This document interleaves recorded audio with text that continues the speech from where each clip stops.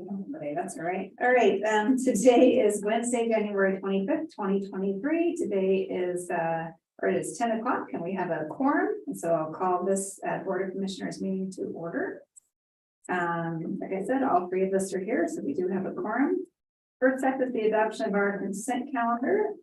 These are items of a routine nature, but either staff or commissioners can pull for discussion or further information. I just wanted to highlight item H2, Oregon DEQ ARPA grant agreement. This is to continue our septic system replacement project for victims of the Echo Mountain fire. So just wanted to highlight that. Anything else staff or commissioners want to highlight, discuss? I would just mention good work on everything you're doing in North County, and I would move that we adopt the consent calendar. And I'll second the motion. Okay, motion and a second. All in favor say aye. Aye. Aye. All right, motion passes.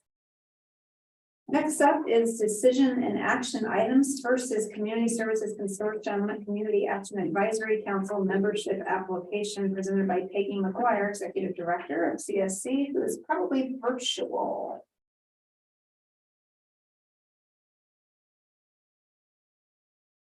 Do we see Peggy? Okay, well, we do have the written documentation that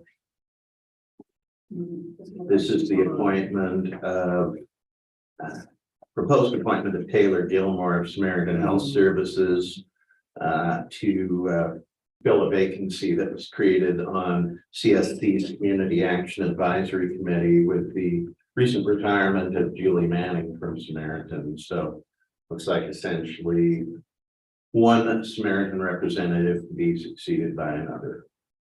Actually, there's two parts. The Oh, second that's part true. of that is that our Lincoln County CAAC membership includes the chair and vice chair for Head Start and Lincoln County Policy Council. The position terms expires February 28th of specific years. However, the officers are elected during October or November of each year as the school year begins operations. We would like to change this position slightly to be Head Start and Lincoln County Policy Council Chair and vice chair, but not the name of the individuals filling those offices. We believe that change would be easier to manage. And that makes sense to me. I mean, since those seats are essentially set aside for the people who fill those positions. So are we comfortable with you making a motion and just passing both of these things without Peggy here? Personally, I'd be okay with it. Both seem very much to be housekeeping in nature. Yeah, I agree. I'm comfortable with that. I guess one thought might be, do we need to craft an order, or are we just setting the CSC the indication that we're comfortable with this recommendation?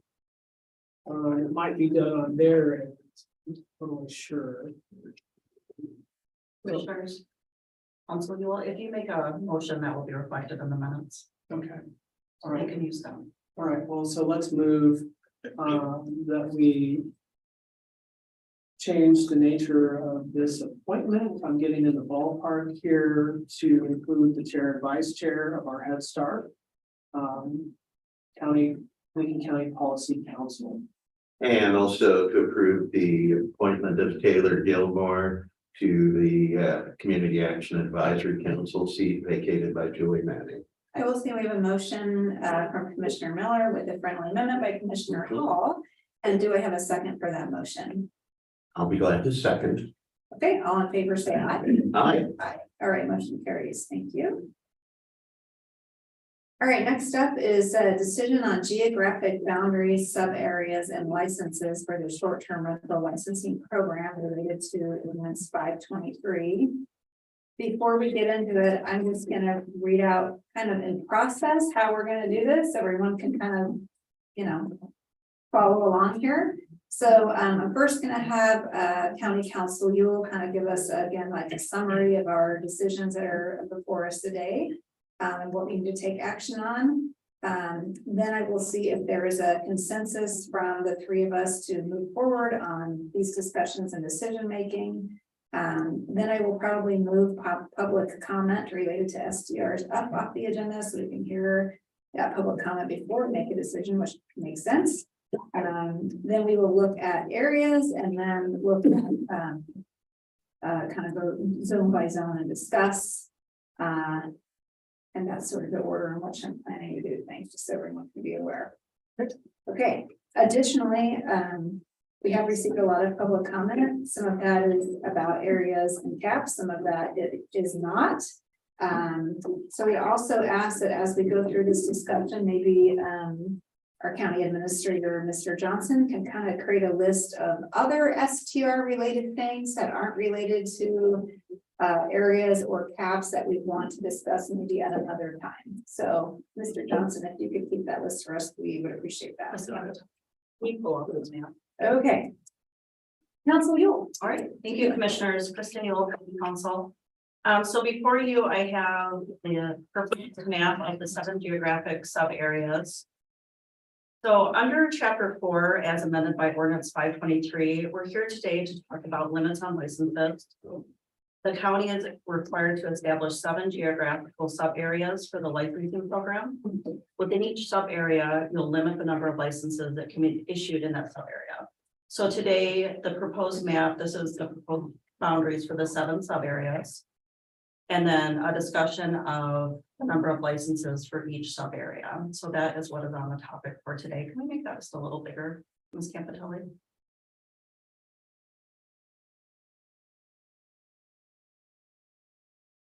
Okay. More? Yeah, that's fine. Okay. So currently, and we might have to go back and forth between the graph. Let's go to the graph. So currently for Region 1, which is North Lincoln County, we have 140 licenses. The total that represents about a 6.5% number of vacation rentals in that area, in that sub area. The second sub area has 23 licenses. That represents about a 5% percentage, and then so on if you look at your chart.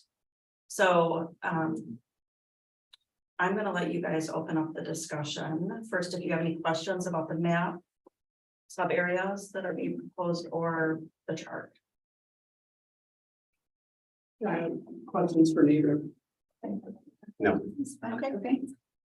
So Commissioner Miller and Hall, do we have a consensus to move forward with these discussions regarding to areas and caps today? Are we ready to do that? Yes, Okay, I great. need to do that. All right, so I think now, before we start having discussions and deliberation, we should move to public comment. So our general public comment, if you're here not related to short-term rentals, that's going to stay at the end of the meeting. But if you have a comment related to short-term rentals, we will move that up. So first, Ms. Campitelli, if you could show us the online public comment we have received, which printed out looks like this. And it was a little late getting up on our website. So if you were looking for it yesterday, it may not be up there, but it is up there now. I thought I had it. I apologize. Yeah, it is on the website, so.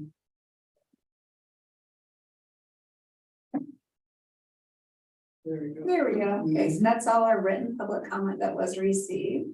Now we're gonna move into live comments. So first we'll work on live comment remotely. We do have 3 minutes, and I think Commissioner Hall is gonna be our timekeeper today. You do need to state your name and where you reside for the record. And so if you are virtual today and would like to make public comments related to short-term rentals, please raise your virtual hand. Give a minute there, you're finding your hand. Yeah, I don't see anybody. So we'll move to in-person public Somebody comment. actually just raised. Oh, their someone raised their hand, okay.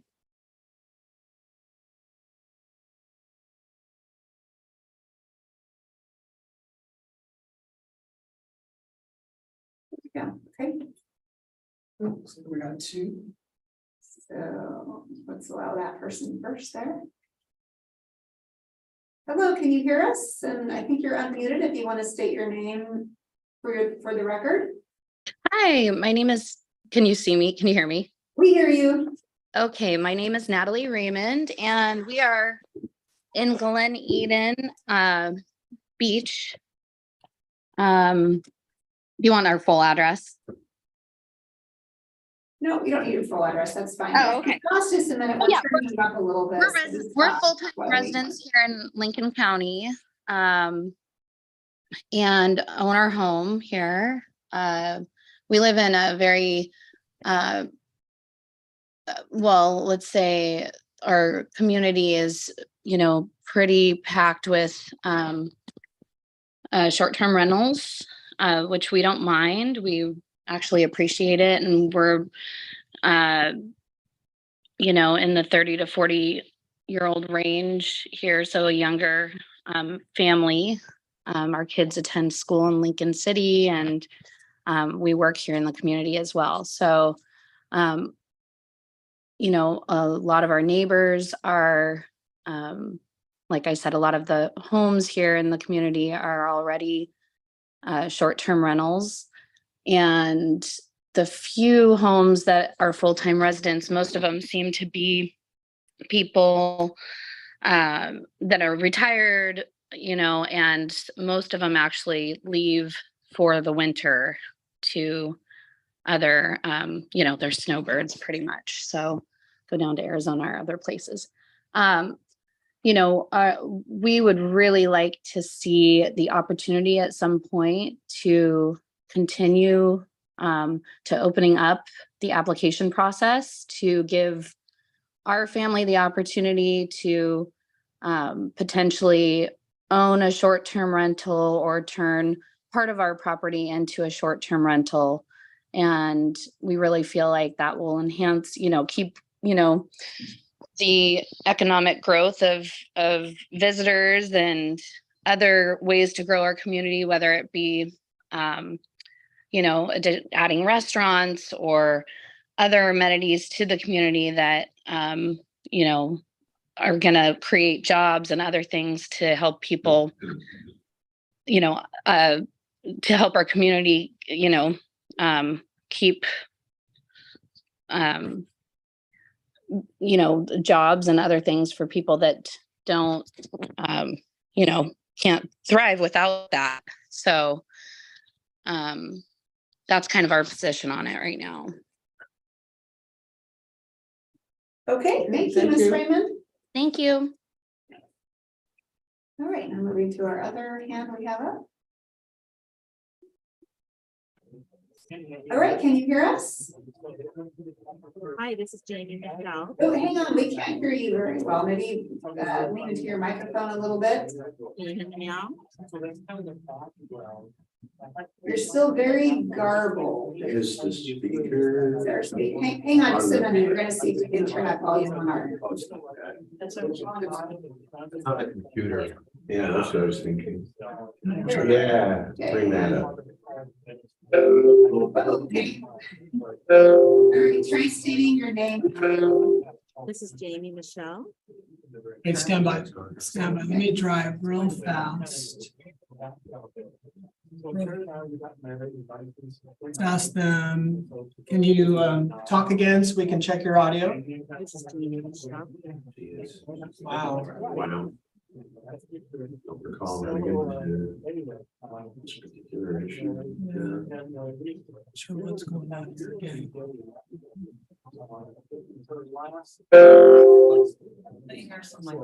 Yeah, picking up like a TV or a radio or something in the background. So we can hear that, but we can't hear you very well. Can I call in on the phone line? We really can't hear you. Problem solving ideas. She could call. Yeah. Oh, okay. See what We do that. number. What's the number there? 541-265-0200. Give that a shot. Okay, we have a problem solving idea for you. If you are able to call us, our number here in the VOC is 541-265-0200. So call that number and we'll put you on speakerphone. Want to try that? Yes. Okay, all right, we'll stand by for your call. They have a really fundamentalist, they're talking fundamentalists, and. There's some other chatter too. I'm just mute. I'm sorry. I would just mute. This is Katie. Hey, this is Jamie Michelle. Oh, hey, Jamie. Okay, hang on just a minute. Let me get you on speakerphone. All right, so mute her there, so we're not hearing her twice. Jamie. All right, can you hear us? Yeah, thank you. I'm sorry about the background noise. Good morning. Jamie Michelle Walport, Oregon, but I'd like to read a letter of proxy for Timothy and Tracy Dean, residing in Kennewick, Washington. We own a licensed vacation rental at 1614 Oceana Drive in Walport. The home has 4 bedrooms, 2,850 square feet in the Bay Shore community. And your new zone, we're in your new zone number 4. We're currently licensed for 14 guests. We replaced our septic system in 2019 as a direct result of Lincoln County making a rule that the septic system had to meet the number of bedrooms in a short-term rental home. Our old system was a 2-bedroom septic system. So in order that we maximize our home's utilization rate and maximize the income generated by our home, we had a professional company install a $20,000 ACC water treatment system with an alarm that was suggested by the head of the QE department and approved by the sanitation engineer at Lincoln County. It now has a stamped approval of the septic system for a 4-bedroom home. The system is so complex that it required my wife and I to sign a 2-year renewable contract at a cost of $800 for a year for the sole purpose of servicing and managing the system by A&E Septic out of Albany, Oregon. After already going through this and making a significant investment to continue our vacation rental use and the planned occupancy, we recently learned that the county wants to cut our occupancy again, despite the fact that we specifically designed and built the system approved for 14 people. It appears to us that this is not an actual health and safety standard, but an arbitrary process to prevent larger families from going on vacation together to the Oregon code. We already met the health and safety standards and county officials already approved them. We also recently learned that the OHA licenses homes over 3 bedrooms with travelers accommodation. We would urge the county to follow the uniform state law for traveler accommodations and license under existing health and safety standards by the agency responsible for health and safety. We also understand that you plan on cutting the number of available licenses in Bay Shore, so that if we sell our home, we not sell the home or transfer it to our heirs without the vacation rental use intact. Bay Shore is a planned unit community with an HOA under state law. When we bought the home, we understood that the declaration and bylaws allowed short-term rentals, as Bay Shore was designed for that use and has always allowed it. Under the 1996 Oregon Supreme Court case, Yeoman v. Parrott, Lincoln County homeowners understood that residential use in an HOA document of CCNRs without a time limitation explicitly allowed families to reside in a home for short periods of time. There's a process to make that change under state law, but only with a vote of the supermajority of the homeowners of the HOA. We don't think it's fair or lawful for Lincoln County to change the meaning of our homeowners association declaration and bylaws without following state law to do so. You're at time. Okay, so the letter has been submitted, but it came too late. Thank you. Thank you. Thanks for being flexible. Appreciate it. Sure, thank you.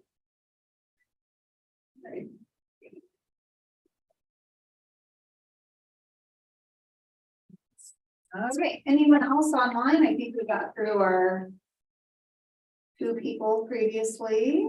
So if you have already done public comment online, you can remove your virtual hands and keep track of people. I don't see anyone else. All right, moving on to in-person public comment. Can you give me the list or? Lucy Nash. Okay, Lucy Nash.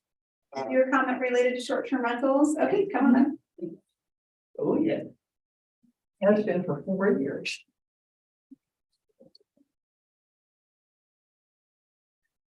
Sorry, but I'm like the Terminator. I'm back. That's your name and where you live for the record. Thanks. Okay, my name is Lucy.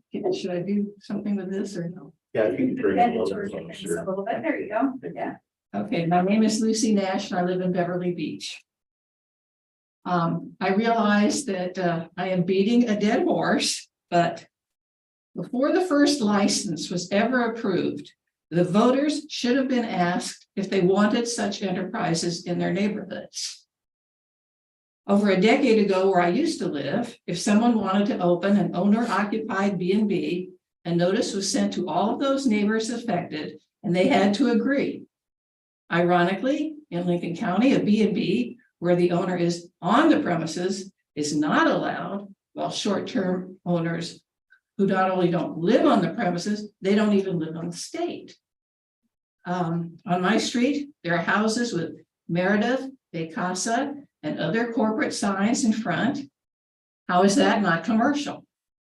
Why are commercial businesses allowed in residential zoned areas? Recently, the voters spoke on the STR issue, despite the tens of thousands of dollars spent by the opposition. Who is responsible for letting this entire fiasco happen in the first place?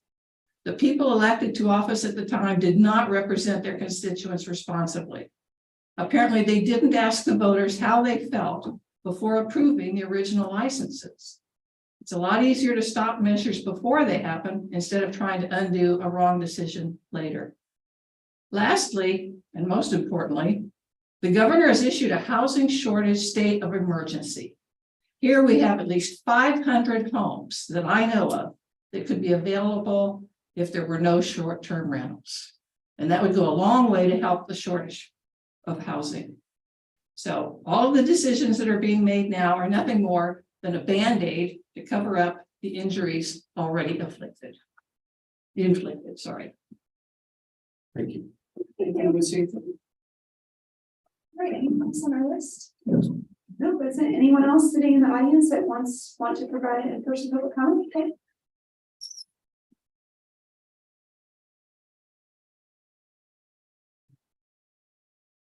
so, Welcome. If you could state your name and where you live for the record. Yes, Gary Neal Parks, and live in Glen Eagle Beach, Oregon, and we purchased a home in Walport and Bay Shore last August.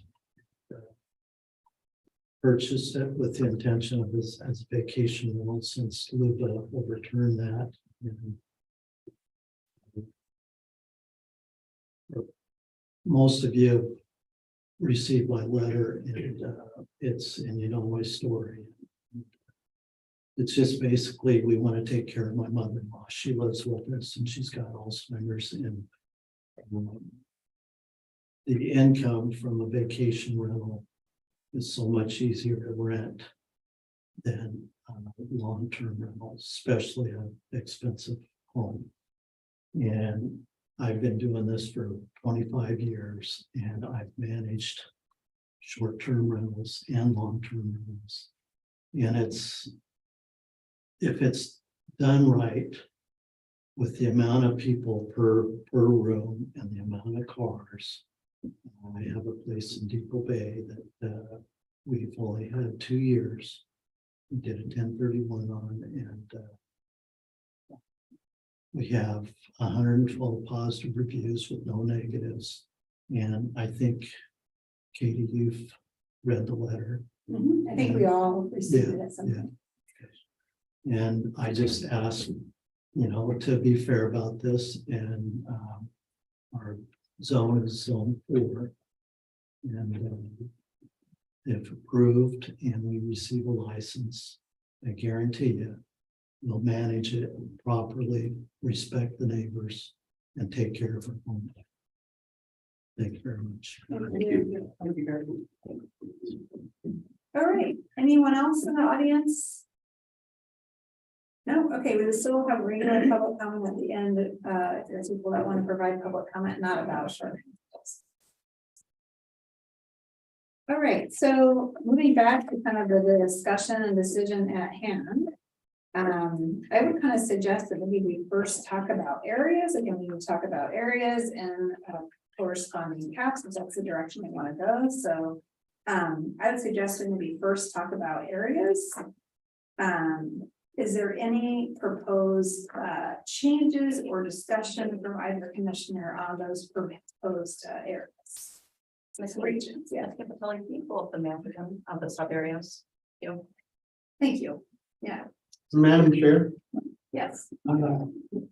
Right at this point, I'm inclined to adopt the areas or regions as proposed on the map provided by staff. I think, we've got a big territory here to manage, unincorporated Lincoln County. Sprawls over nearly 1,000 square miles, and I think this achieves a reasonable balance between trying to macro manage every neighborhood and just doing countywide limits without any kind of reflection of impacts on more discrete regions. Okay, Commissioner Miller, any comments on the regions? I think as the 7 that have been proposed, it's about as good as it can get for 7. So I'm satisfied with what's been defined and I'm looking at today. Yeah, thank you, Commissioner Miller. I'm of same mind as the two of you. While we did receive some public comment on some slight boundary adjustments, I don't see, a large compelling reason to change them. I think they are about as good as they can be. With the 7 as described in our ordinance, we do need to have 7. So I think this is about as good as we can get. And I think the larger question is probably the corresponding caps, which we'll get to in a minute, but I'm okay with the zones. So I think we have consensus there to keep the zones as currently on our draft Lincoln County short-term rental regions, or not zones, but regions, excuse me. Okay, moving into corresponding caps. I'm suggesting that maybe we first talk about regions 6 and 7 because they are a little bit maybe less dense with STR than our other ones. So I thought maybe we would start there because it's again a little bit different than maybe the other regions with numbers. My thought on areas 6 and 7, which are kind of our eastern part of the county. Region 6 currently has 40 and region 7 currently has 33 at less than 1% each. My thought is I don't want to see those numbers climb super high. There's also not a lot of development opportunities. There's some, but not a lot because they're pushed up against timber conservation and egg conservation areas and that kind of stuff. So short-term rental growth would likely be taking existing homes from being, residences or long-term rentals, etc. So, I don't want to see, certainly don't want to see those go over 1%. But, if it's happen where they're currently at or at 1% or somewhere between that region, I guess I'm kind of open for discussion, but I definitely don't want to see them climb larger than that. I'm open for discussion with the both of you on that. And we're talking region 6 and 7. Madam Chair, I think my thoughts reflect yours as well. I'd be happy with capping at existing levels. I'd be okay with capping at 1% for each of those areas as well. I would be comfortable with no more than 1% in 6 and 7. Okay. So can we figure out how that translates into, Well, because it would be around 45 for region 7 and 47 for region 6, if I'm doing my math right. Yeah. But you could check it on your calculator. Mhm. Yeah, that's what I see from the charts. Is that 1% would be 45 round down, and region 7, 47 at region 6. So why don't we just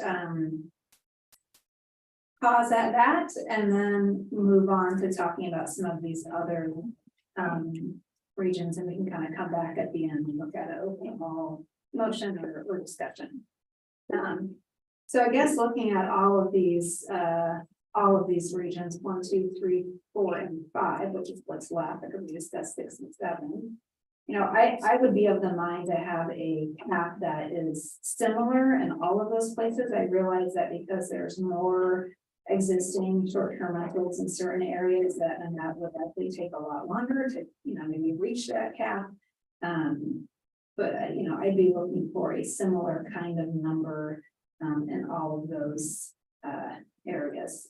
I just think from an enforcement perspective and also from communicating with the public, having 7% in one place and 3 in another and 6.5 in another one would be difficult. And so I would like to have, that also would place more burden on certain areas than others. So I'm in favor of having a number or a corresponding percent that's similar across all of those regions. That's kind of my thought. And I'm definitely somewhere hovering probably between the 1 and 2%-ish in those areas. So just would like to open that up for discussion with Commissioner Hall and Commissioner Miller on where you are thinking and feeling. So a question, if I could clarifying questions on your thinking, Madam Chair. So if you're looking at 1 to 2% for each of these 5 regions, so I just want to make sure I understand. So that would mean very low ceiling, realistically, no opportunity for new licenses for some time. And because it could take, barring something unforeseen, natural disaster or something else, it could take many years, even decades for those areas to get down to a, say, 2% cap. That's where I am currently at. Okay. So I'm a little surprised. I thought I was going to be the aggressive one from the perspective of caps. I'm comfortable with that, but I also feel that as a general concept and thought about what would be a generalized cap that we could shoot for. I certainly don't want to see the percentages go up. I think that they need to go down. I think we need to put the brakes on. 1% to 2% seems like a lot to me. Would it be helpful? I'm thinking it might be helpful. Can we just take a pause for a minute and calculate out what 2% would be in those regions? That be all right? You want to take a couple-minute recess? Maybe to do that? Okay, let's just take a 5-minute, I won't pressure Christian to 3 minutes. So let's take a 5-minute recess and we can kind of crunch some numbers here. I think that would be helpful in the discussion. So we'll just take a 5-minute recess. I don't think it's going anywhere. And we'll calculate those before we continue. Thank you. This or what? Yeah, this is the same that within the last week when I did.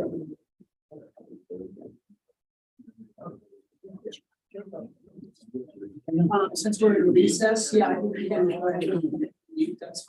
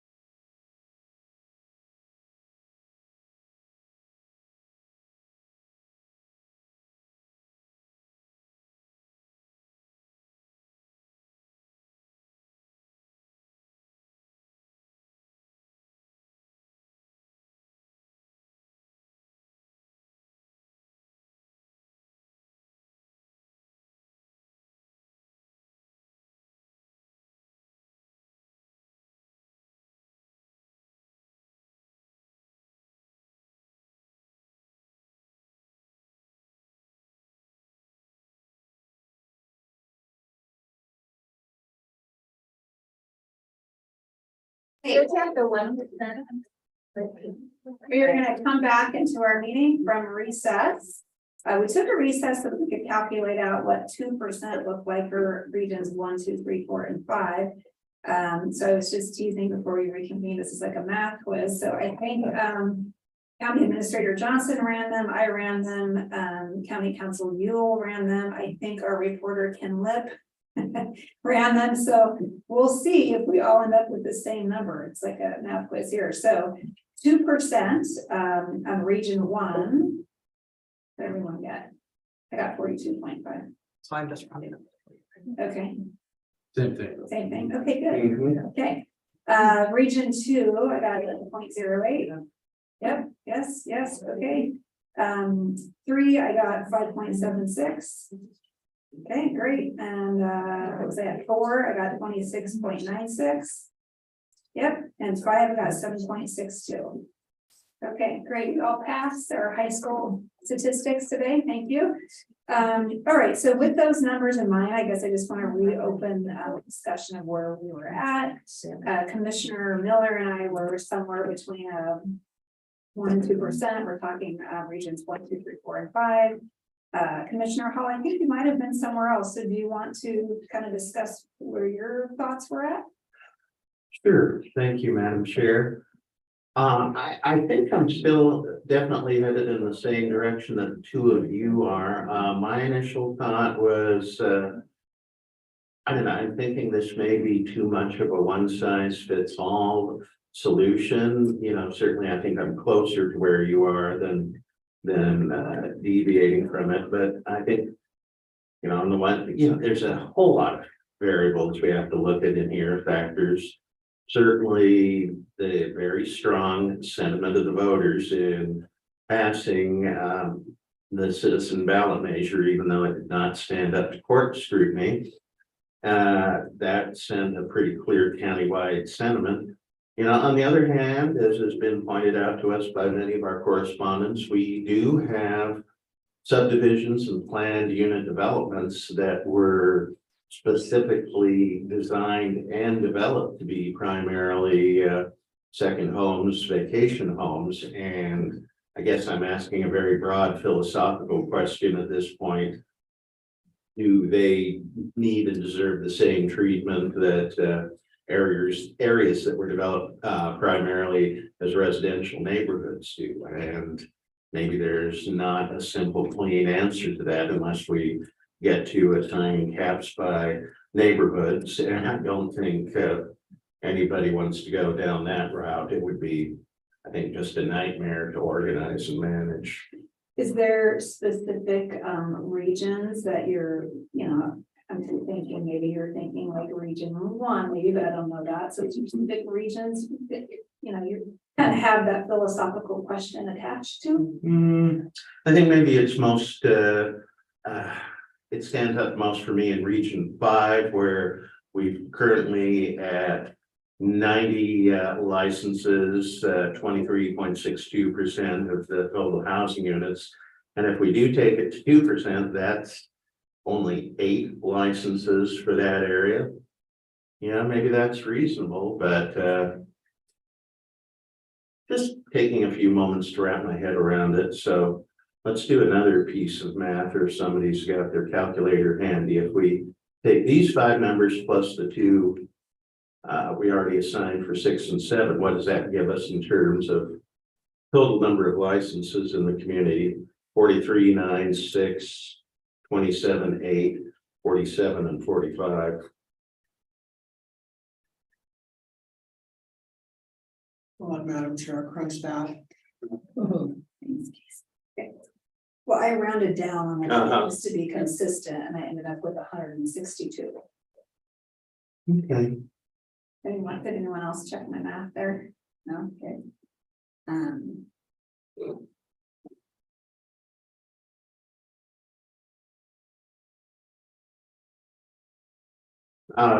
We're definitely going in the right direction here. You know, when we initially set up the licensing and enforcement program 6 years ago, I was the majority voice on the board at the time, calling for caps. My colleagues at the time did not want to go in that direction, but obviously I think this is the best management tool we have right now.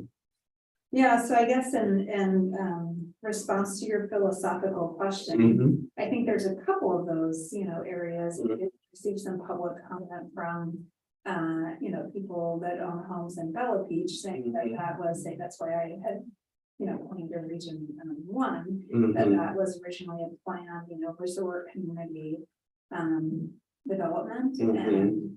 And, this is not backed by scientific evidence, it's just my gut feeling that I think that as we found ourselves in a housing crisis, we did end up with a lot of people, residing full-time in neighborhoods that maybe were initially intended for something else, because we didn't have the housing in other places.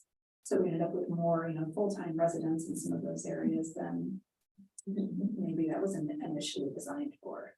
I'm still of the mind of keeping our caps pretty low. I do recognize that in certain areas like Region 5, the current, percentage of 23.6, so that may take a long time Mhm. to get there. So I do recognize that this isn't, a magic wand, but I would be a fan of, lower caps. Commissioner Miller, thoughts to add or share? Well, I am inspired by the direction you're going. Didn't know where everybody was going to lean. Spent a lot of time thinking about this, and I think it is difficult to find a policy that's gonna ease all of the pain points, but I do think we need a cultural shift here on the coast, and I do like the direction you're taking it. And I know some people are gonna be in a difficult position because of the investments and the idea of making some of those investments work with the model of an STR, but my sense is it's time to rethink what community means, and I'm gonna support your direction in these lower caps. I do worry that there is not enough nuance here, but I also understand that we're not tweaking 523 at this time, and we're gonna have to look maybe at future iterations that have more nuance. So about those planned communities, that maybe that's exactly what people want, and we consider that moving forward in another variant. So I've got that as one of the things I think we should contemplate. But if we're going this direction, maybe that will be for none anyways. So the lower caps work for me. It's I had planned on suggesting higher, but it give me confidence that this is the right thing to do at the time. Commissioner Miller, when you say, there's things you might need to contemplate, there's not enough nuance, what specifically, because I just will remind you that County Administrator Johnson is kind of keeping what I call sort of a parking lot. It's maybe not getting into today, but we need to come back to discuss. So what are some of those things? Well, I think some of my nuance really was dependent on caps that were higher. Mhm. So if as we shift this way, it sort of throws some of those concepts out. Now, be specific, looking at 523, I feel like we could have had, or potentially could have more micro regions that would address things like Bella. So that would be a future contemplation, but if our caps are this low, it may not matter. One of the things that we define in 523 is parking size, but I just wonder if number of vehicles might be a better way to define that, or some sort of algorithm of parking size and number of vehicles, because if you've got a Mini or you've got a Tundra, that's one of the things I found problematic about just using only parking size. Other future iterations, I would like you said, it's a lot of work. I think a true work group on the issue might be something that would give us the kind of detail we need. So those are just a few things. I've got more, but want me to hold them or? You can keep going, yeah. Okay. Okay, I think the home share phenomena is increasing and it might be something we need to begin understanding more and how that might fit into future iterations. This is probably outside the scope, but I do think increasing the transient room tax is something that's in our future. Also, that ownership for STRs be those that are in our community and not out of the community, so we can avoid, speculation, although the chart that was provided in a future meeting shows that at least a large majority are Oregon owned, but maybe having an STR is dependent on being a resident of Lincoln County. That might be a good idea. And then I think this will be addressed in our fee schedule in terms of increasing the license amount. So we'll see if that comes up in the fee schedule. And I think the last thing is I can see that we maybe need more fines for those that are operating and not registering as licensed STRs. So, yeah, What do you think? thank you. So, County Administrator Johnson, what I have from Casey Slip into the parking lot discussed maybe at a workshop, at a different time is parking, maybe a work group, home share. I agree with you on that, Commissioner Miller. There's also this thing, and I'm gonna get it wrong. I don't know the name, but it's like hip camp or food camp or something like that, where you're kind of camping at someone's house. License amounts and ownership of STRs. Additionally, I would just add to what Commissioner Miller said about fines, and I think we should have a workshop at some point to really go over our new hearings officer and kind of the process for complaints and compliance, because I think there is a one thing from whether you want more STRs or you don't. There's one theme in all of those public comments, and that's compliance. But that came on both sides, is the need to have more compliance and be more clear about what is a strike and that kind of stuff. So anyways, we're kind of going off in the weeds for a minute, but that's okay. Anything else, Commissioner Hall, you kind of want to add to the list for further discussion at a different time before we get back to Itasca? Sure, let's see, I had a lot of notes and a lot of those points have already been covered. Ms. Coombs from the Sheriff's Office did provide us a spreadsheet yesterday showing surrendered licenses, whether it was a sale of the prop in the last couple of years, and the reason, and it seemed like the most common reason was sale of the property. But I think we should be committed to monitoring that on a regular basis and seeing what kind of trends, if any, we can tease out of that data. Last week we had a discussion on density limits as another potential tool, and we might still want to look at that, although if we do go in this direction, it's going to be a long time before we're looking at significant numbers or any numbers of new licenses. So probably remove some of the urgency from that. Another tool which we have not brought to the for consideration, which we have not brought to the table, but similar, but could for future reviews, is what Commissioner Miller talked about, having the STR be the owner's primary residence. I know both Hood River County and the city of Hood River have gone in that direction. It sounds great in theory. I can see all kinds of enforcement challenges, so perhaps we could at least look at that in the future. So I think, what we're heading toward here, even though we're making significant decisions today, this isn't the end of the process by any means. It's another milestone in what really will be an ongoing process as long as we're all at this.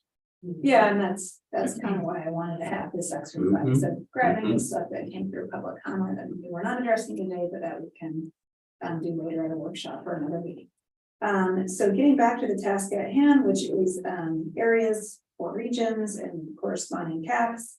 Commissioner Hall, I'm gonna put you on the spot a little bit. So Okay. thinking about Region 5, which is that, area you had said maybe was a little bit different Mhm. because of how it was planned. Do you have a specific percent or number that you were looking at for there? Do you want to throw out a number, or are you thinking now you're okay with the somewhere between the 1% to 2%? Yes. So on the left-hand column are the percentages. So, for example, if you were to do the 2%, we're talking about 8 licenses. And at 3% is only 11 licenses. So we're talking about very small numbers here at this point, right? Yeah. So, okay. Yeah. Madam Chair, the more I've been reflecting, I'm thinking possibly a 3% limit, but I can be persuaded, I think, to accept 2% in regions 1 through 5, and then 1% for 6 and 7. It appeals to me, the simplicity of it, not trying to over-engineer it at this point. I think it gives us our most powerful tool in managing our existing properties and managing overall numbers of properties. Okay, thank you. So I think what I'm hearing, I'll repeat it back, and then Commissioner Miller, you can comment, is that region 1 would be a 2%, which would, I'm just rounding down, because that's what I did with region 6 and 7. We can change it if we want to, but I'm gonna keep it consistent. So 2% in region 1 would be 42, 2% in region 2 would be 9. Someone can fact check my numbers if they want to. 2% in region 2 would be 5. 3. Region 3. Region 3 would be 5. Okay. Sorry. Region 4 would be 26, and region 5 would be 7. And then, as we already determined, region 6 would be at 1%. Would be 47 and 45 in region 7 at 1%. So could we do another check? Because 42 plus 9 plus 5 plus 26 plus 7. 7 plus 47. 47 and 45. What's that come to? I'll do it in my. I didn't know. Okay. And maybe Tim or someone else wants to do this as well, so we have. Well, I had the previous numbers and I didn't round up, so I came up with 486. 486. And then 481, Yeah, so I didn't. consistently rounding down, Yeah, is at 181. Oh, 181 total. Yeah. Okay. Yeah, I'm gonna run that one more time, as my math teacher taught me. Mhm. 181 is what I have if we found down with everything.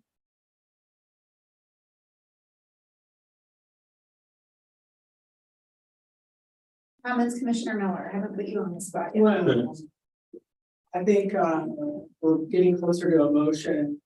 I'm gonna have Commissioner Hall make that motion of the numbers that you're doing well at, it appears. And I want to clarify that the motion today is simply to direct staff to create the corresponding paperwork or in order that we would need to do this, and we'll be directing staff to create that based on the guidance that we provide, and that would come back probably in a week or two before adoption. We have time to do that. So I'm gonna say this one more time just to maybe help Commissioner Hall or Commissioner Miller with motion, but what is currently being talked about and discussed is in region 1, a 2% cap, which would be 42. And region 2, a 2% cap, that would be 9. And region 3, a 2% cap, which would be 5. And region 4, a 2% cap, that would be 26. And region 5, a 2% cap, that would be 7. And region 6, a 1% cap, that would be 47. And in region 7, a 1% cap, that would be 45. And that adds up to a grand total of 181 permits. for Correct. licenses. for Yes. business licenses. I also want to iterate that this would be achieved, not talking about regions 6 and 7, but in 1 through 5. This would be achieved both through sales of homes, people no longer wishing to be an STR, or possible enforcement actions as we get that going up. This is not, taking away existing licenses unless there is some type of infraction or something like that. That happens. Are you ready for a motion? I think we are. Okay. Madam Chair, I'd like to move that the Board of Commissioners directs staff to prepare an order establishing short-term rental licensing boundaries along the lines of the draft map that was presented to the Board of Commissioners previously, as well as establishing individual caps for the 7 regions as follows. For Region 1, 42 permits, Region 2, 9 licenses, Region 3, 5 licenses, Region 4, 26 licenses, Region 5, 7 licenses, Region 6, 47 licenses, Region 7, 45 licenses. Excellent job on creating a motion. Nice, I will second that motion. Okay, we have a motion and a second. All in favor, say aye. Aye. Aye. All right, thank you. And then this motion carries. Motion carries, yes. Council, can you give us an idea of when this might be back for adoption? I can work on the draft for next Wednesday. Okay, draft for next week. All right, great. Thank you very much. I will also just remind everybody that we did have several things that the board wishes to discuss at another time, so maybe a workshop in the future or something after this order is set, we'll discuss those things, and Administrator Johnson has that list. All right, moving on to our next thing. We are under here we go, discussion information. Hardship property debris clearing presented by Tim Johnson, our county administrator, and Paul Seitz, our Indian County Solid Waste District manager. Chair, Commissioners, Tim Johnson, County Administrator. We're doing a variety of pretty exciting programs here at the county on enhanced services. Today, we're in front of you relative to a new pilot program, ostensibly an abatement of RVs and trailers on both public right of way and also on private property. Joining me today is our solid waste district manager, Paul Seitz, who's going to give you the outline of this program. Paul? Good morning. We currently do not have funding in our programs to deal with abandoned RVs. And so what this program has been doing is saying on our roadways, our parks, when people abandon them, even on public roads, which are not maintained by the county, those are still calls that we receive and have to react to. And these programs, we have an opportunity to fund removing these programs through one-time funding through the district. And so what we're trying to do is cobble that together. And that would be in sort of 5 different areas that we would move this through. The number one place would of course be county right of way, county parks. Those areas we would remove RVs. We're trying to make an immediate RV removal program so that basically when an RV is discovered, we get it off the street and out of harm's way as quickly as possible, because otherwise they tend to be burned or other trash associated with them starts piling up. Other RVs start showing up or people start residing in them. So the getting off the public right of way, getting it off of local city right of ways. This program will also extend to the cities. The district is funded through both the city and the county solid waste dollars. And so this would also move into the city areas, and there'd be a portion of for allowed in each city to get rid of a couple RVs themselves with this mechanism. It would also go a little bit further in the hardship program when we have folks who have non-compliance. They have RVs on their property. They have people living in their RVs, or they have abandoned RVs up on their property in non-compliance. They typically don't have money to clear them. So one of the offerings of this program is also to allow the county or the person, private property owner, in an agreement with the county for a 5-year compliance with the code. In other words, I'll bring my property into compliance if you'll help me remove these RVs from my property. And so that's part of this funding also. And then lastly, it would also help to serve our forest lands. When they get abandoned RVs, the forest owners have to remove them. And we would offer some asbestos testing and abatement up on those as well. So that's what this funding package would kind of cover. I want to conclude by providing the following. We estimate that it's about $10,000 to abate an RV or trailer. So when we look at the $500,000, simple math means that we're going to be able to get 50 of these units out of Lincoln County, which will be a substantial metric. And so when we come back after this pilot, if you approve the pilot project, we'll be tracking this for you and be able to tell you what the outcome is. And to get rid of 50 of abandoned vehicles like this is going to make a significant change. So that's one thing. The second thing is that as Paul identified, we're going to provide a $20,000 credit to each jurisdiction out of the $500,000. So it's a credit. We don't turn over the money to them. So Paul and company are going to be watching the books on that. And while it will be up to the jurisdiction to perform the code enforcement action, we'll take care of the money here inside the county. So no exchange of money will occur regarding that. Additionally, as it relates to, I think, working hand in glove with our colleagues at the cities, Paul is asking if you or I could join him to make the presentations over the next 30 days to the individual city councils so that we can have that. And if that's possible, that would be great.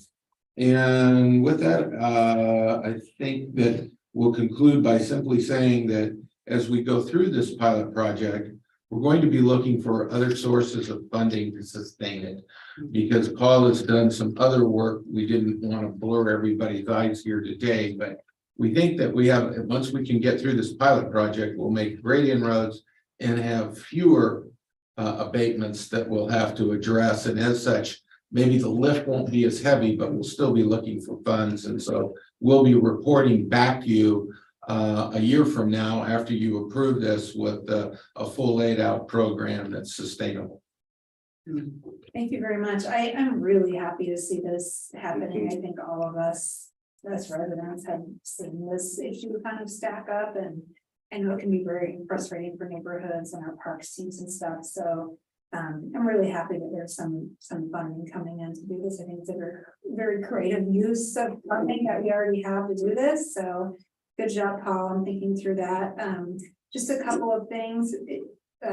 One is kind of down in the weeds, but I think what also might help, and I've already had some talks with internal staff about this. I don't think I mentioned this to you, Paul, is I think having some in-house asbestos testing available, because sometimes the hold up and dealing with these is finding someone to actually do that. So I've already tried to get someone from the sheriff's office to get trained, and someone from property management. So and I do have some funds for that. So I think if yourself or someone else in the county maybe wants to do that, I think that would help speed things along a little bit in terms of getting these tested, which brings up my other point. It's not just the removal of the RV. I think that's you know, what neighbors and people want, but it's also the proper disposal of that. That's really important. So it's not ending up in force or whatever. So it's kind of two things that are exciting about this program. In terms of going with you, Paul, to present to cities, I'd be happy to do that. You know, there's 7 cities, and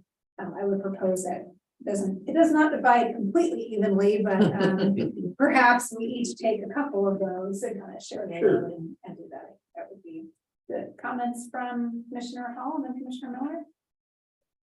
And since Commissioner Miller's the newbie, he draws the short straw, and gets the extra meeting. No, I like this, I like this approach very much. Reviewing the staff report. You know, I was just struck by really how well thought out this program is. You know, my main concern was really clearly addressed today. You know, even if it's a one-time demonstration program, that's great. That's going to have a big impact. But if we can also find a path, which it looks like we are, to long-term sustainability of the program, that's even better. Yeah, thank you for the leadership on this. The newer RVs, in future iterations, do we see much less, you think? It's largely because of the age that tends to make them difficult? Yeah, so any RV older than 2004 has to be RV tested, and there's quite a few of those. Those tend to be the wrecks that we find along the sides of the roads, not the newer ones.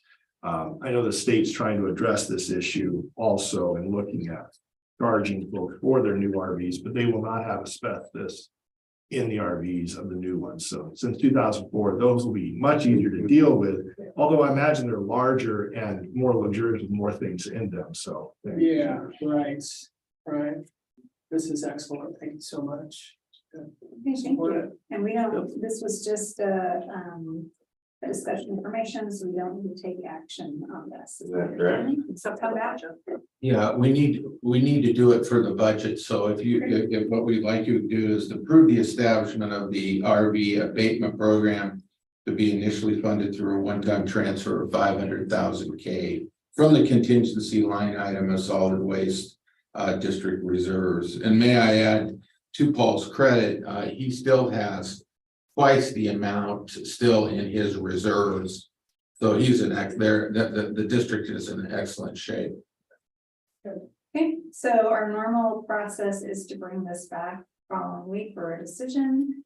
However, given that this is, essentially cleaning up hazardous material, I would say that we go ahead and approve that now, if everyone is okay with that. Definitely. Okay, motion from somebody?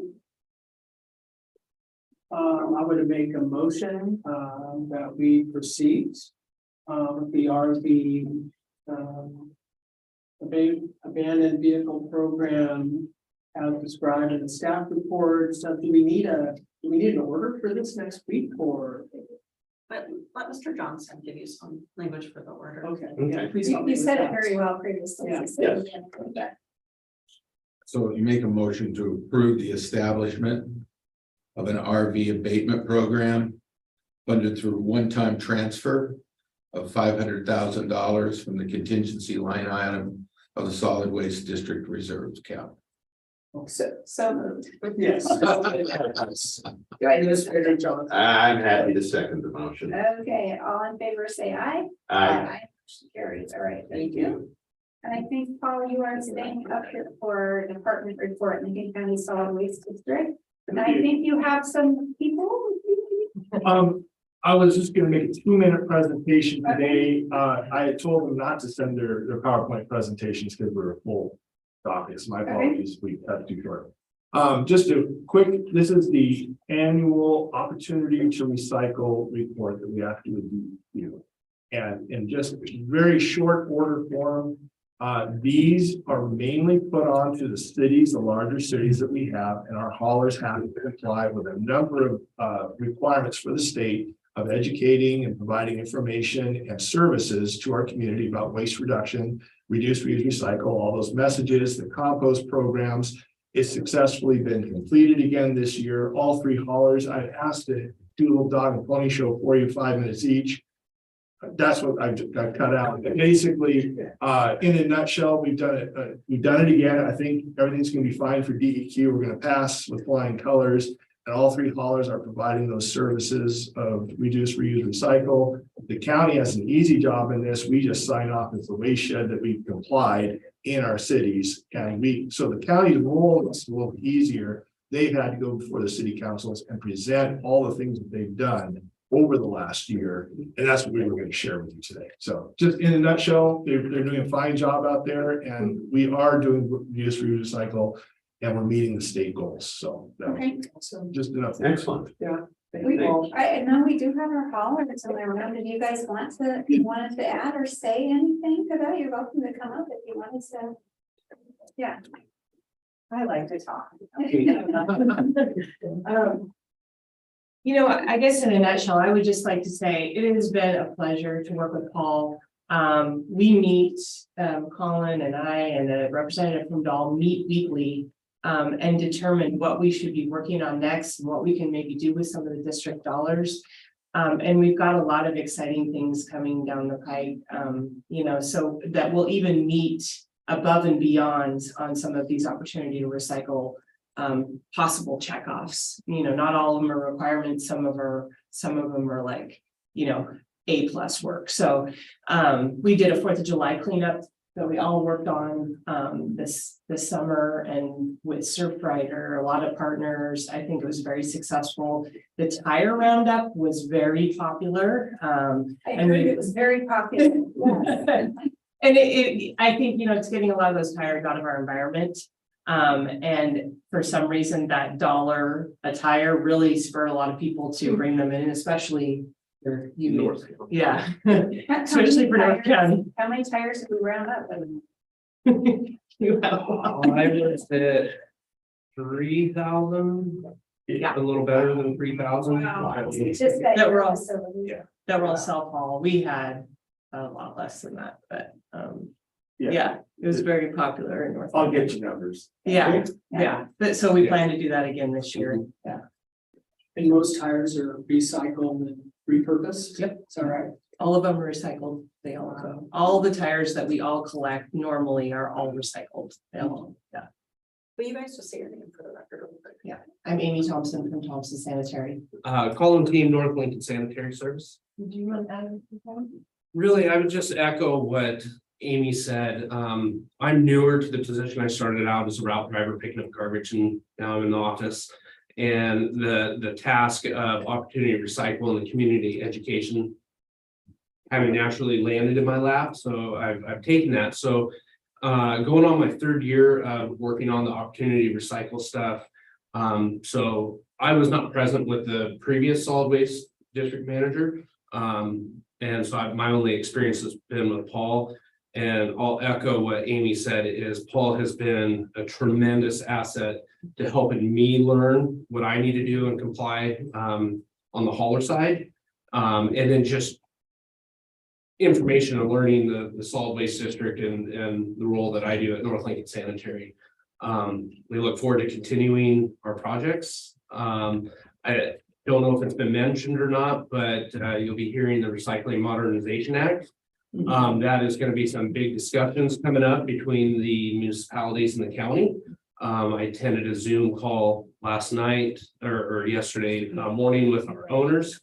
And it's pretty exciting stuff. It's coming our way. I think I would submit to you all that the early bird gets the worm, and we should probably be up in front and proactive on this new RMA.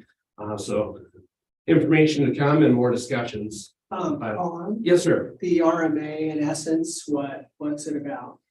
The Recycling Modernization Act, and correct me if I'm wrong on my dates, it was 2021, it was passed. It is kind of twofold. One is to establish a standardized recycling, or what's accepted as recycling statewide. As a vacation rental community, we have people come down from Portland, they contaminate our recycling because, well, where I come from, we can do it. So it's going to standardize across the state of Oregon, make it much more black and white and easy for the consumers to recycle. The second part of that is producer responsibility. There's going to be funds collected through the producers to enhance and process the recyclable items, plastics.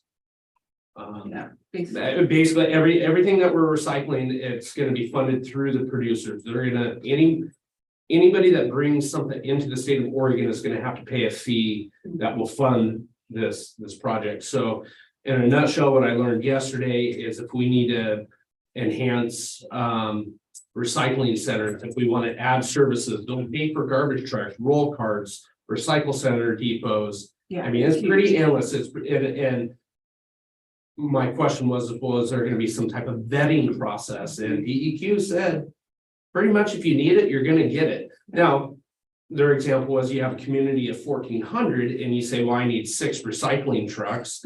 They're probably, the producers are probably going to push back on that.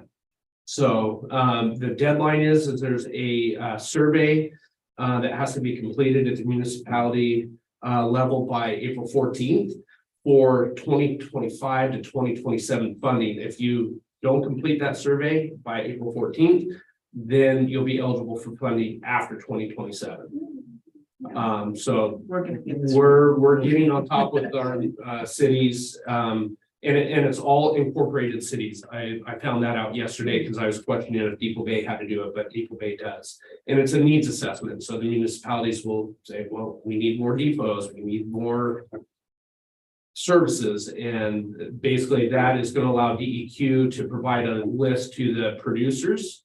So they can start budgeting of how much money they're going to have to allocate for what cities and haulers are going to need. So RMA is big stuff that's coming. We're excited to talk about it. So when you say the producers have to pay for part of that, you mean like the person that makes the yogurt? Yes, Yes. Yeah, so like if you know the paint care situation where every paint can you buy has a small fee attached to it right now. It is recycled for free. So that's a little bit different, but this is, it's quite an undertaking. I'm kind of curious to see how this is gonna go actually, but what we would really like to do as haulers is kind of come together and figure out what we would like to see all together. And then make some recommendations and work with Paul and the cities and the county and just kind of all be on the same page.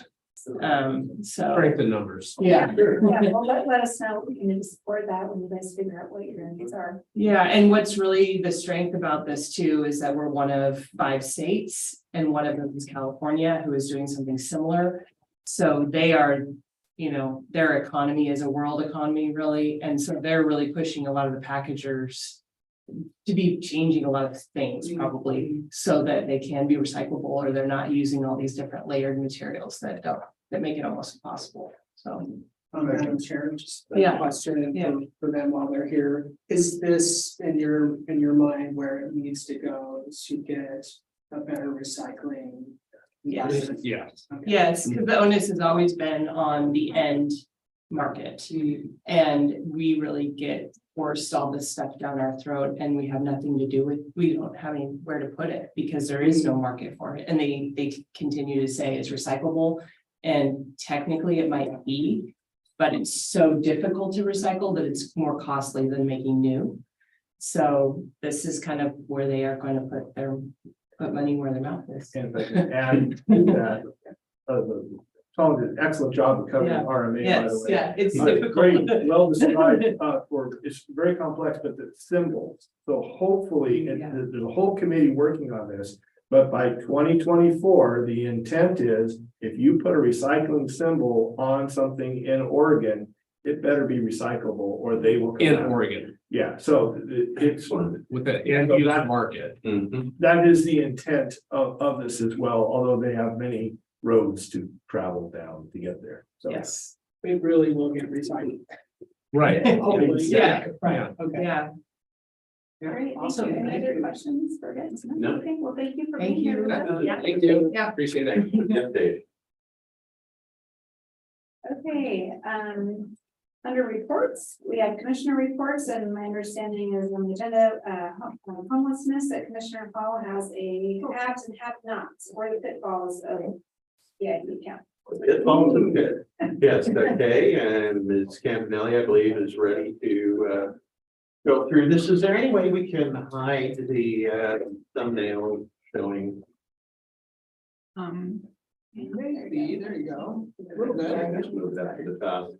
All right, this is in follow-up. You may recall, we had brief discussion last week of the governor's executive order on homelessness and the fact that Lincoln County and 25 other rural counties are excluded. We did send the governor a letter asking for her to rethink that decision. So what I'm trying to do here today is first give you a very brief update on how things are unfolding. Second, a little bit of historical background and context, why we find ourselves in this situation. And then third, some potential next steps. So slide, please. And what first I'd like us all to take a look at about a 4-minute report that aired last week on KGWTV, focusing on the impact to coastal communities with this action. And I'm interviewed in this report along with one of our colleagues from the Clatsop County Commission, as well as several people actively living with homelessness right now.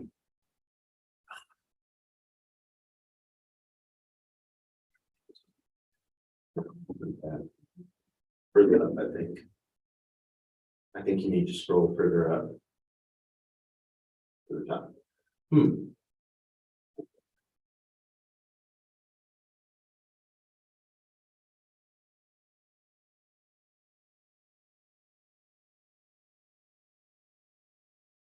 And we thought we had this worked out.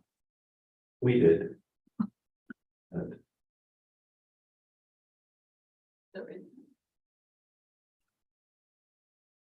And that's, I think that's their live feed we're seeing here. Not sure why we're not getting and that's an advertisement. Related. Sure. Okay. Perhaps just because, Out of that thing in the corner. so it's not as distracting, hopefully.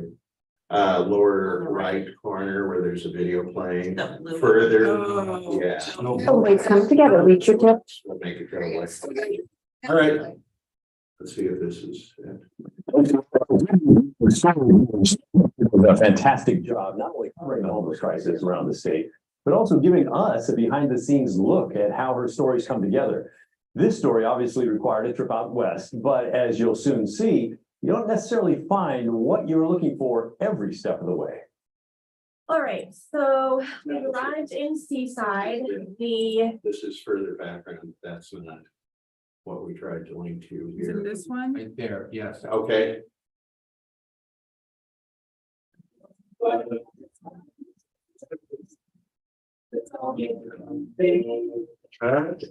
Here we are. solidly for 3 years, Since 2014, and I've been homeless ever since. January 13th, 2016. Time spent on the street is something one never forgets. I'm getting too for this, I'm 54 years old. Linda is one of the many homeless people who has been struggling to survive in a small coastal town in Oregon for far too long. Feels like they're wanting to push us under the carpet, so to speak, hide us, put us where nobody can see us.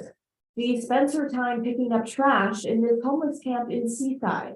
It's like they don't like doing garbage everywhere. This hidden lot off the Oregon Coast Highway, surrounded by wildlife areas, is where the city allows homeless people to camp. They have it so they're all in this one area. It's like a tent city. Yeah, Milpine. They don't want to give us any housing. They don't want to help us out. They could care less. The city provides them one meal a day. Outreach workers like Isaiah O'Neill also frequent the site. If you look around, you can see that there's people in need of services that aren't available. For the past 8 years, Clatsop County has seen the highest rate of homelessness per capita in the entire state. The state as a whole has the 4th highest rate of unsheltered homelessness in the country. We've really been left to our own devices, and we're doing all we can, doing our due diligence at least, to do what we can to combat it, but we need some assistance. Assistance that Governor Tina Kotek is giving to other parts of the state through her homelessness state of emergency. It applies to areas where unsheltered homelessness has increased by 50% or more from 2017 to 2022. That breaks down to 5 major areas, including the Portland metro region and the Willamette Valley. Coastal communities like Clatsop County are not included. We were disappointed to be kind of carved out of the governor's executive order. Well, that's not right. You should declare it for the whole state, for every homeless person in the whole state. The coast has the least resources of anybody. She's talking about Seaside's lack of overnight shelters or warming centers, which all comes down to funding, something the city would get more of if they were included in the governor's state of emergency. As far as like having a set place that they can rely on to be open every day, it's not there right now. It's not just Seaside that has a homeless crisis and a lack of resources. Other coastal communities, like those in Lincoln County, are experiencing the same thing. For a county our size, it's pretty deep rooted. Claire Hall is a commissioner in Lincoln County, where there's no overnight shelter and little affordable housing. A lot of people are trying to survive on part-time, low-wage seasonal jobs, mainly in the hospitality industry. So all of that has created really kind of a perfect storm of homelessness. Lincoln County's Board of Commissioners sent a letter of appeal to Governor Kotek with the hope of being included in her homelessness state of emergency. She responded by saying, quote, "I want to assure you that I am absolutely committed to addressing homelessness in every corner of our state. No single piece of legislation or executive order will be enough. It will take ongoing active partnerships with leaders across our state, and you have my commitment to be that partner." Things that were happening in Portland 10 years ago, they're happening here now. And I think there's a real focus on action to try to do everything we can to alleviate this crisis. Counties can ask to be included on this state of emergency by submitting a formal request to the Office of Emergency Management. The governor will then review those requests before making any changes. In Seaside, Blair Best, KGW News. Okay, and then if we can resume the PowerPoint. Next slide, please. So I think we all know that this is a complex crisis with many causes. People simply not earning enough in this economy to survive. The huge scarcity in affordable homes, not enough resources to address mental health and addiction needs, and more. So slide, please. You know, there's not going to be one size fits all solution. And what we have run into here is something that we have run into before. There are competing federal definitions of homelessness.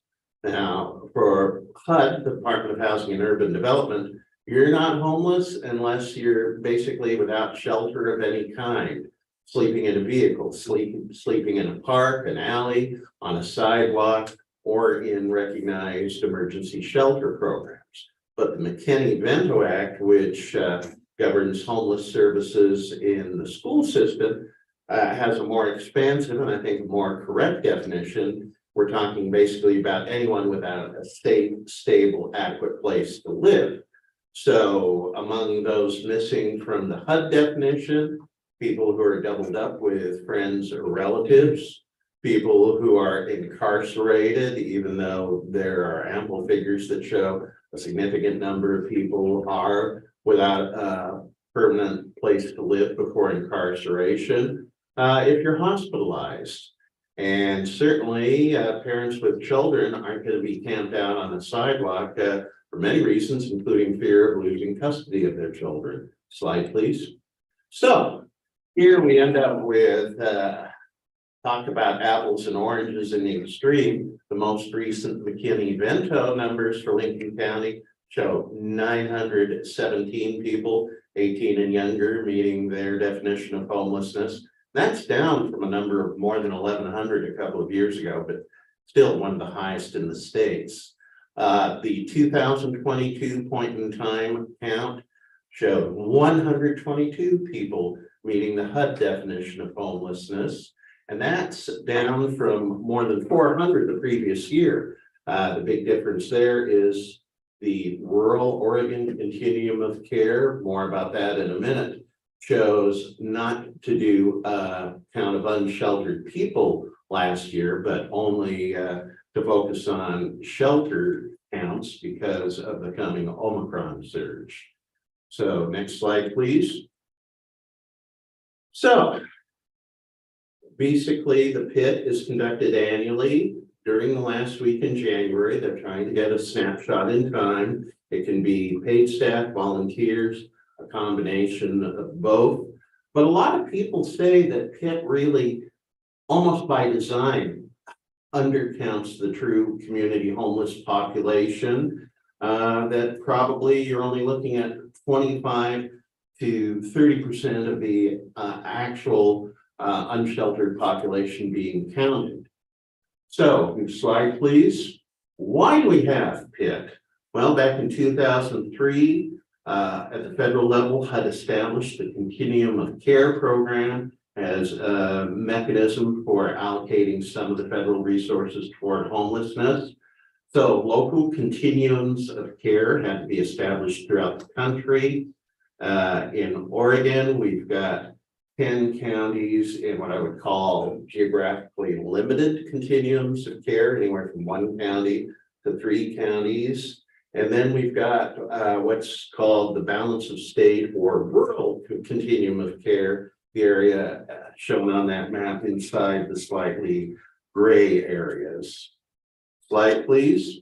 So Governor Kotek came into office earlier this month and fulfilled her promise to issue a series of executive orders on housing and homelessness on her first day in office. She did. One calls for developing a plan toward further increasing state-funded production of affordable housing. Another directs state agencies to prioritize ending homelessness. And the third one is the declaration of a homeless state of emergency. And that's what's produced a lot of, I think, puzzlement and disappointment and anger at the local level in rural Oregon.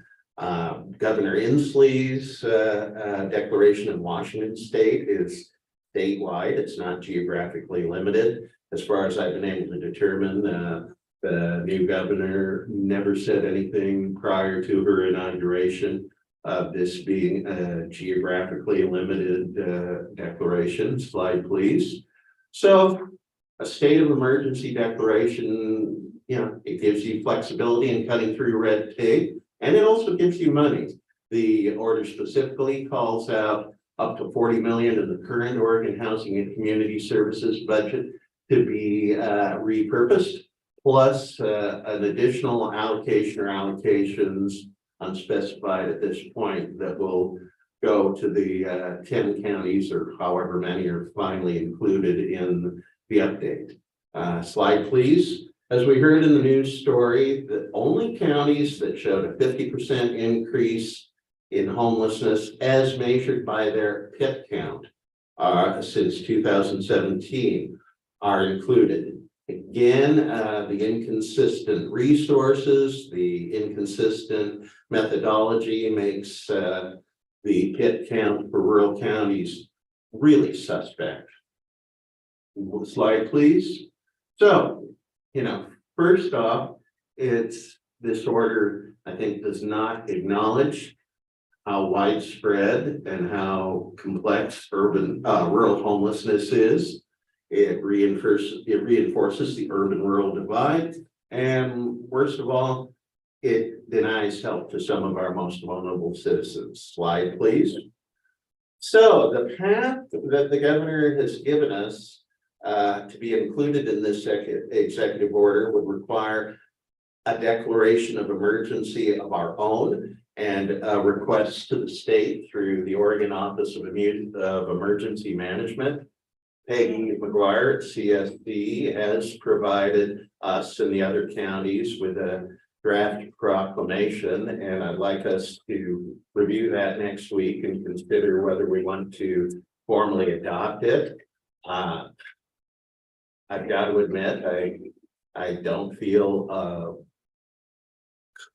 a good comfort level with that idea, because if you look at the criteria, it talks about looking at what are the financial costs of homelessness, what kind of damages, when really the damages are human. And you know, we have to certify that we've exhausted all local resources to deal with the crisis. Again, that's something you do in a natural disaster declaration, but it just doesn't really seem to fit here. It seems like we're being told we've got to force a square peg into a very round hole. But I think if that's the path that she's presented to us, I think we should think seriously about doing that and continue to keep this issue before the governor's office and before our legislators. You know, the League of Cities has a lot of representatives, including Newport Mayor Dean Sawyer at the Capitol today. They're pushing for a statewide allocation of $125 million that would go directly to local jurisdictions for homelessness. So this is an obstacle, it's a challenge, but I'm curious if either of you, my colleagues, have some thoughts or questions where we go from here on this. Well, thank you, Commissioner Hall, for putting this together. Just a nice kind of summary of what's been happening. A couple of things I just wanted to add is many cities here in Lincoln County have joined us or in the process of discussing joining us and sending a letter to Governor Kodak and asking to be added. So I have another one from the city of Walport this morning. So I think that's good that there's kind of solidarity with our cities as well. You know, I do want to say that I'm glad to see that Governor Kotek is addressing this. You know, I'm upset that we're not included, but I'm glad there is some action being taken. I too have a lot of questions about how the state emergency declaration is going to play out, as well as how a local one would play out. You know, my experience in going through the Echo Mountain fires and the emergency declaration didn't necessarily bring that many resources to the table. Many of those had to be cost matched anyways. So it definitely the square peg round hole kind of situation, but also I'm kind of waiting to see what actually manifests from this declaration, because I have some questions about if those resources are actually coming and how they're coming and how they get allocated within communities. So I guess the third in your kind of next steps, possible homeless emergency declaration of our own. Happy to have a discussion about that. I have lots of questions and requests to be added to the governor's executive order. I have a lot of similar questions that you have as well. I guess I would make a box. Okay. And that box would probably just say money. Yeah. And looking at where, you know, I think of all of these outcomes, you know, possible emergency declaration or request to be added. That is in itself just a way to get resources, right? Exactly. And so I guess I would also look at a third box, which is just how to get the resources without those things. If there's presumably more money flowing from the state for homelessness, and just directing all of the agencies to work on that. If our governor is, you know, reallocating money from OHCF for housing and homelessness, there may be ways to get at it without these things. And I think looking at that is important to do. Sure. You know, there may be more of a direct route, or we may have to go through some of these to get there. But I appreciate you bringing this up in discussion today. And I think I would like at our next meeting to kind of look more in depth at these options, as well as maybe a direct option trying to get dollars directly. Commissioner Miller. Yeah, thank you for the presentation. You did not mention 4123. How does that fit in? Yeah, House Bill 4123 passed by the legislature last year, created 8 homeless planning pilot projects. Lincoln County was one of the 8 jurisdictions selected in that competitive process.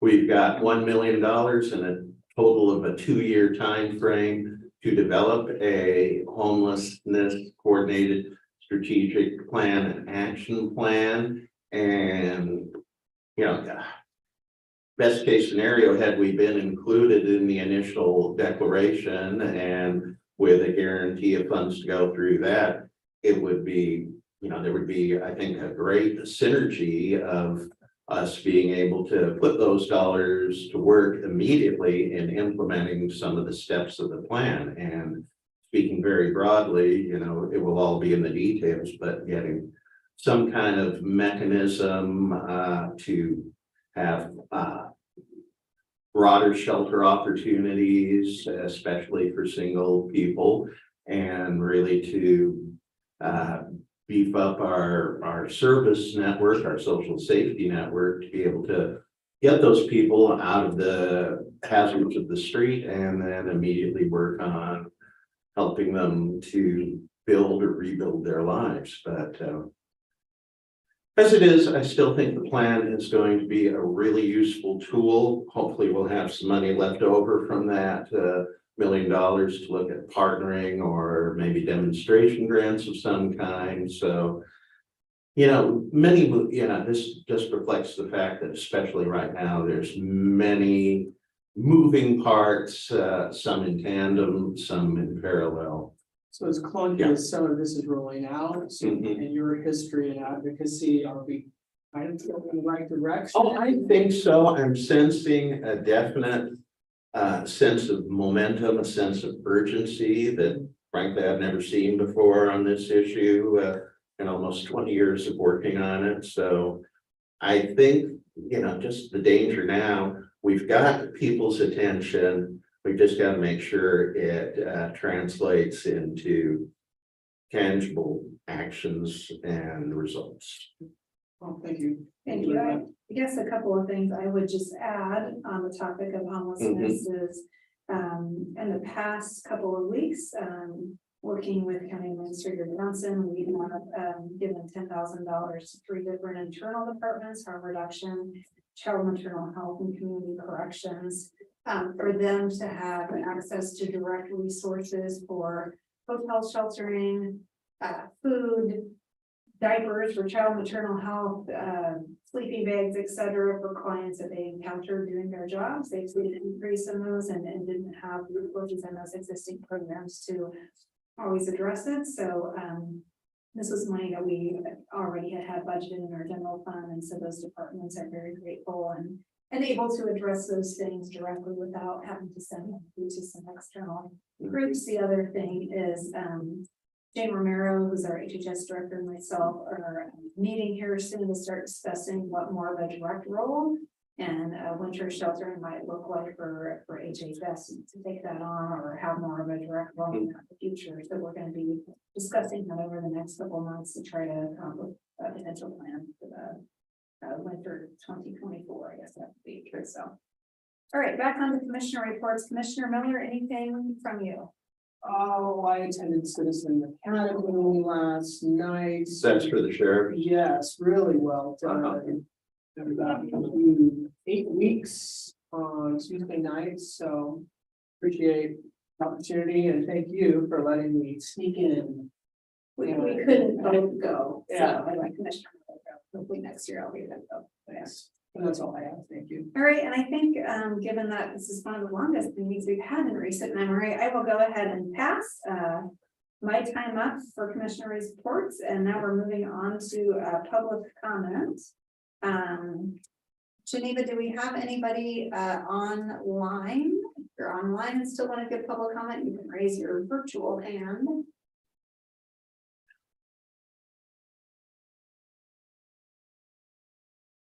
Nope, don't see anybody. Okay, do we have anyone in person? Yes. Monica, you start? Do you want to come up? Okay.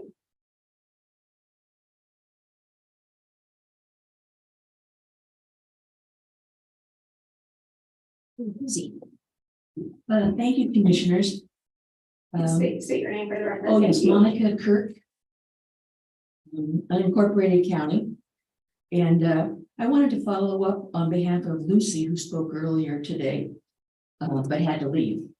There are 5 neighborhoods east of 101, all that are accessible, each is only accessible from 101. Lucy lives in Beverly Beach. Lucy said that she couldn't be any further west because she lives on the cliff in Beverly Beach.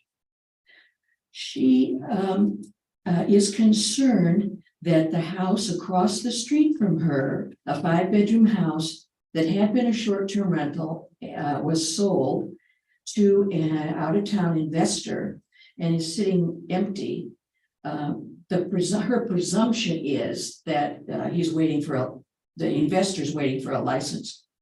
Her suggestion is that last week you were giving some thought to a 250 feet density calculation.